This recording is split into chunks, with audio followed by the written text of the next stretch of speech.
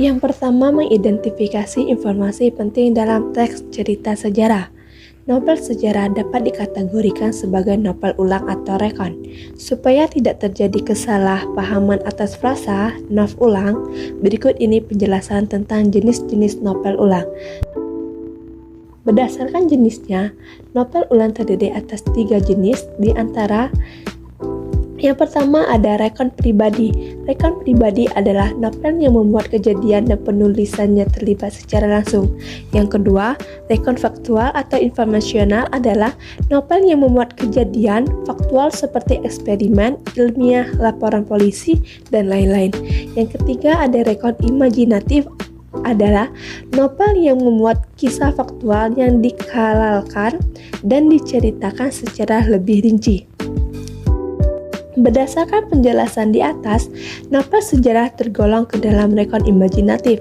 Artinya, novel tersebut didasarkan atas fakta-fakta sejarah yang kemudian dikisahkan kembali dengan sudut pandang lain yang tidak muncul dalam fakta sejarah. Yang pertama, mendata informasi dalam teks sejarah. Dalam mendata informasi teks sejarah, yang harus diperhatikan adalah fakta sejarah dan imajinasi pengarang.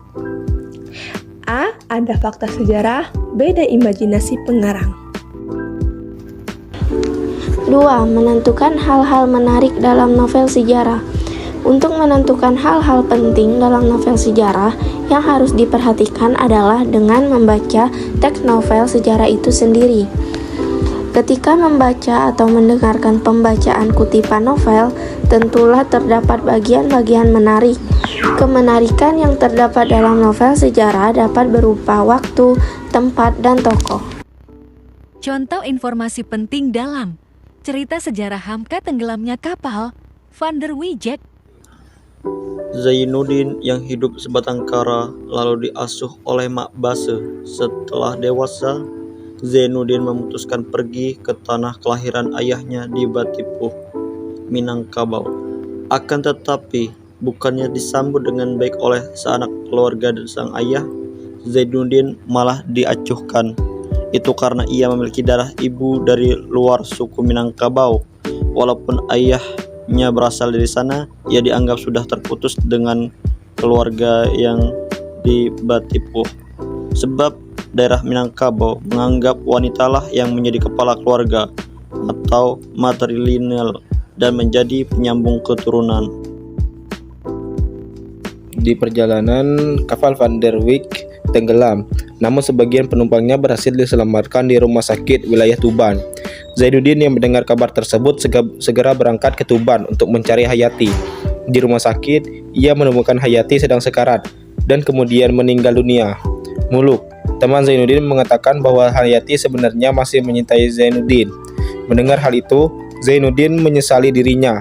Setelah memakamkan Hayati, Zainuddin dilanda kesedihan panjang dan jatuh sakit pula.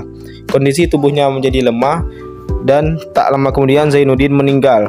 Zainuddin dan Hayati dimakamkan berdampingan di tanah Jawa. Contoh hal-hal menarik dalam cerita sejarah Hamka tenggelamnya kapal Van der Wijk.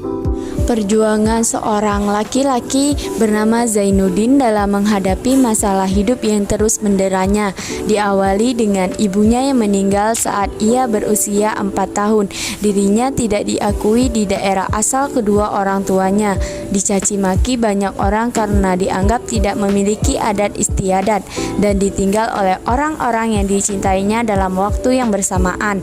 Namun seluruh masalah itu ia hadapi dengan tegar walaupun keputusasaan sempat menghinggapinya, namun ia tetap berusaha bangkit dari keterpurukannya hingga akhirnya ia mencapai keinginannya, yaitu mendapatkan pengakuan dari orang di sekitarnya dan mendapatkan banyak uang. Namun di sisi lain, harta dan pengakuan dari masyarakat tidak cukup membuatnya bahagia.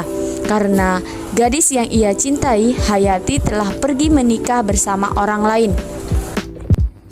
Di rumah sakit, ia menemukan Hayati sedang sekarat dan kemudian meninggal dunia. Muluk, teman Zainuddin, mengatakan bahwa Hayati sebenarnya masih mencintai Zainuddin. Mendengar hal itu, Zainuddin menyesali dirinya. Setelah memakamkan Hayati, Zainuddin dilanda kesedihan panjang dan jatuh sakit pula. Kondisi tubuhnya menjadi lemah dan tak lama kemudian Zainuddin meninggal. Zainuddin dan Hayati memakamkan pendampingan di tanah Jawa.